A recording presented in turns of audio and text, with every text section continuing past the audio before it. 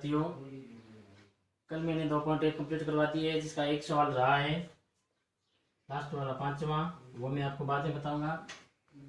2.2 हम बाद में पढ़ेंगे, पहले हमें 2.3 पढ़ेंगे। एप्रिल में सिद्ध करना, जो परीक्षा की दृष्टि से 2.2 की अपेक्षा ज़्यादा इम्पोर्टेंट है।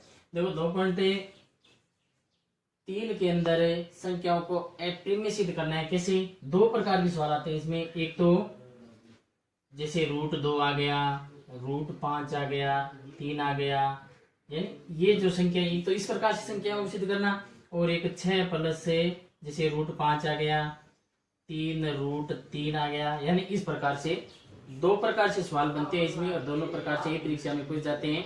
किस प्रकार से हल किया जाता है? जैसे पहले में √2 का बताता हूं। सिद्ध कीजिए कि √2 एक अपरिमेय संख्या है। तो सबसे पहले आपको क्या करना है, माना √2 एक परिमेय संख्या है, यानी कि उल्टा मान लो। आपको अपरिमेय सिद्ध करना है तो आप क्या मान लो, परिमेय मान लो। तो आप क्या करोगे, पे √2 बराबर है, इसलिए √2 बराबर है a/b, समीकरण 1, जहां a व b परस्पर सहअभाज्य पूर्णांक है। यानी कि a और b को क्या मान लिया, परस्पर सहअभाज्य पूर्णांक है। अब आपके पास जो समीकरण 1 है, इसका दोनों तरफ क्या कर दो, वर्ग कर दो। समीकरण 1 का दोनों तरफ वर्ग करने पर, तो वर्ग करोगे तो आपके पास है, इधर तो आ जाएगा 2 और इधर आ जाएगा a² बटा b²। अब b² को 2 की जगह ले जाओ और 2 को b² की जगह ले जाओ, तो आपके पास क्या आ जाएगा, b² बराबर a² बटा 2। इसे क्या सिद्ध हुआ कि a² जो है वो 2 से विभाजित है, अतः a भी 2 से विभाजित होगा। तो यहाँ पे क्या लिखोगी, इसको कह दो समीकरण 2। देखो यहाँ a² 2 से विभाजित है, अतः a भी 2 से विभाजित होगा। यानी a² विभाजित है तो a भी विभाजित होगा। अब क्या करना है, देखो यहां तक समझ में आ गया कि भाई √2 बराबर a/b रख दिया, दोनों तरफ वर्ग कर दिया, यहाँ पे 2 आया, a² बटा b² आया, तो ये b² उधर चला गया, 2 उधर आ गया, तो a² बटा 2 आ गया। यानी कि a² 2 से विभाजित है, अतः a भी 2 से विभाजित होगा। अब क्या करना है, ये आपके पास जो a² है, यहाँ पे अन्य संख्या, अन्य पूर्णांक c मान लो। माना a बराबर 2c, तो a² बराबर क्या आ जाएगा, 4c²। अब लिख दो समीकरण 2 से। समीकरण 2 में क्या करोगे, a² की जगह 4c² रखोगे, तो समीकरण 2 में मान रखोगे यहाँ पे b² बराबर 4c² बट्टा 2 आ गया। 2 से ये कैंसिल हो गया 2 बार, तो आपके पास आया b² बराबर 2c²। c² के साथ 2 गुणा में इधर आएगा भाग में, तो c² बराबर आ गया b² बटा 2।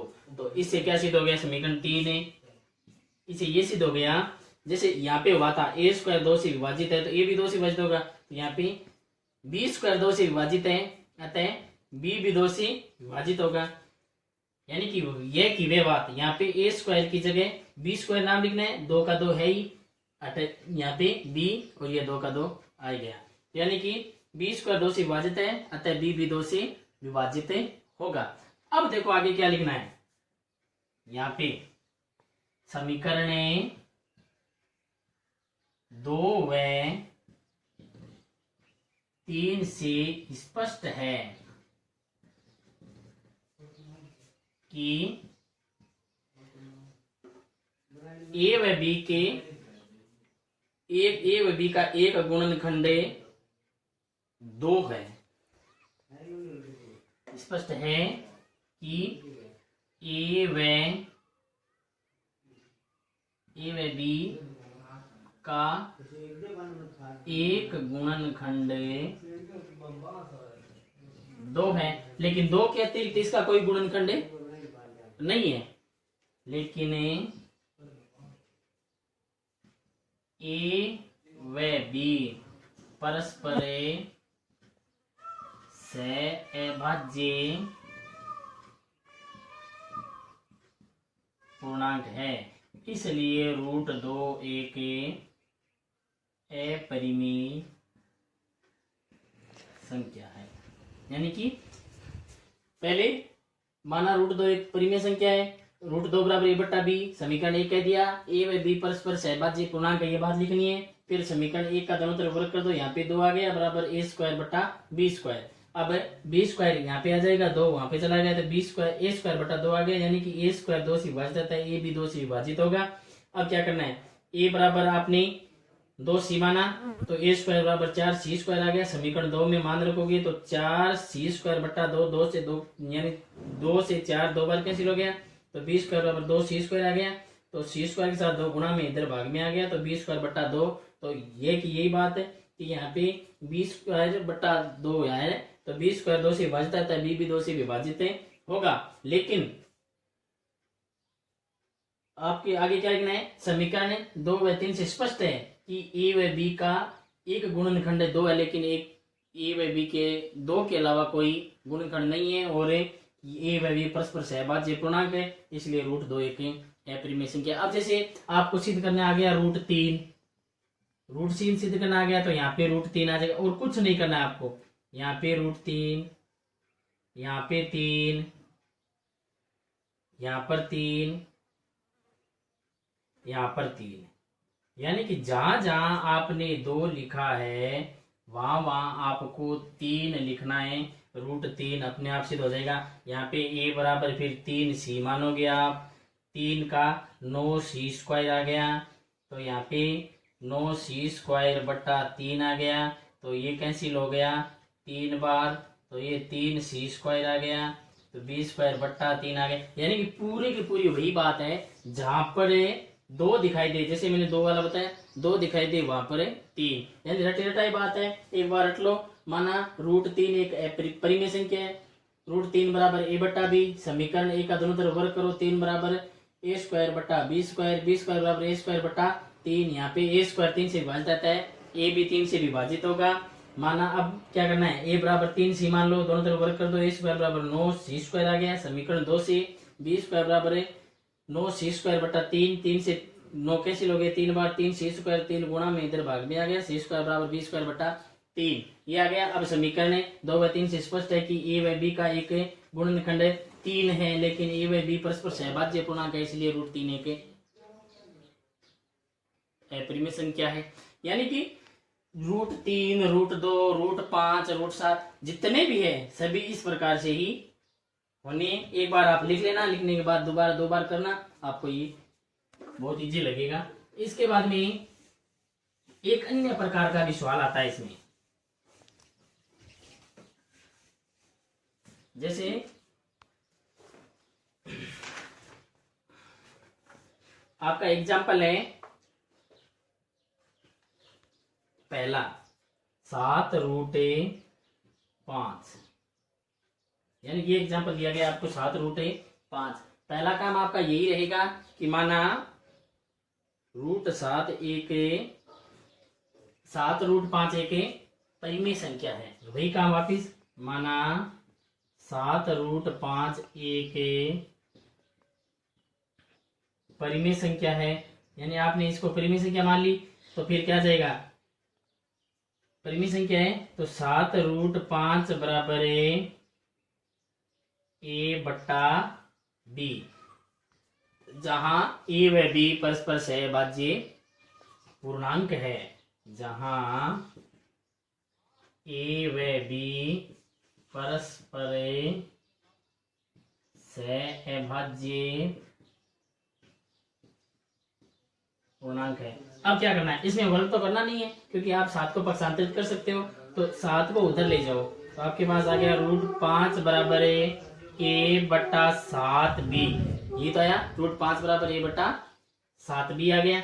अब देखो क्या करना है, यहाँ a b व 7, देखो यहाँ a b व 7 पूर्णांक है, ये सभी पूर्णांक है, तो इसका मतलब ये परिमेय संख्या होगी।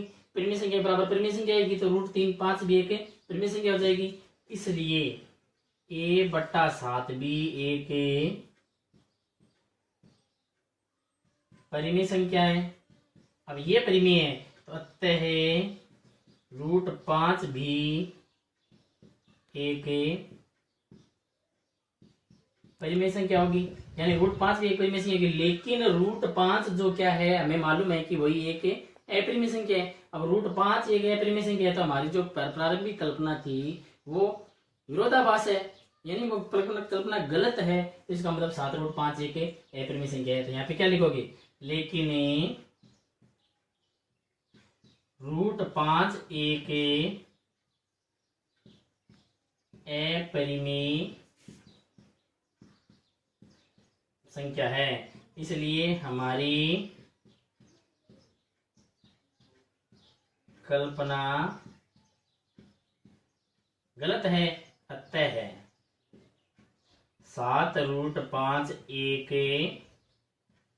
अपरिमेय संख्या है।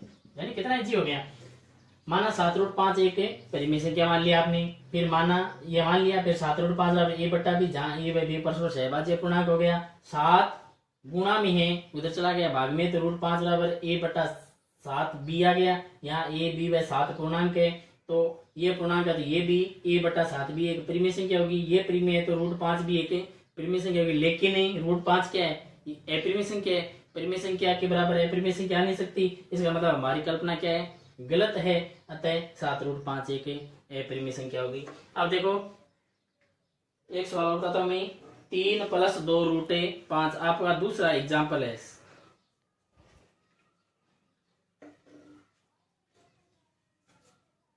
तीन प्लस से 2√5।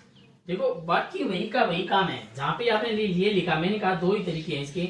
माना 3 + 2√5 एक परिमेय संख्या है, तो इसलिए यहाँ पे क्या आ जाएगा, 3 + 2√5 बराबर a/b, जहाँ a व b परस्पर सहभाज्य पूर्णांक है। फिर यहाँ पे ये प्लस का 3 है, उधर चला गया माइनस का, तो ये 2√5 बराबर a/b -3, यानी प्लस क्या है तो माइनस चला गया। √5 के साथ 2 गुणा में है तो उधर चला जाएगा भाग में, तो √5 बराबर आपके पास क्या जाएगा, a/2b -3/2, यानी कि 2 का दोनों में भाग लग गया। अब देखो यहाँ a b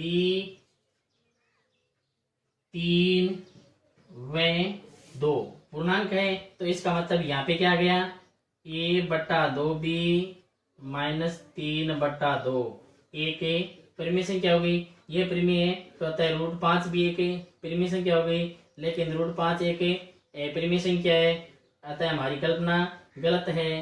तो इसलिए 3 + 2√5 एक अपरिमेय संख्या है जी, है ना। अब देखो एक सवाल होता है तो मैं अपरिमेय सिद्ध करने का बाद में आपको करना है।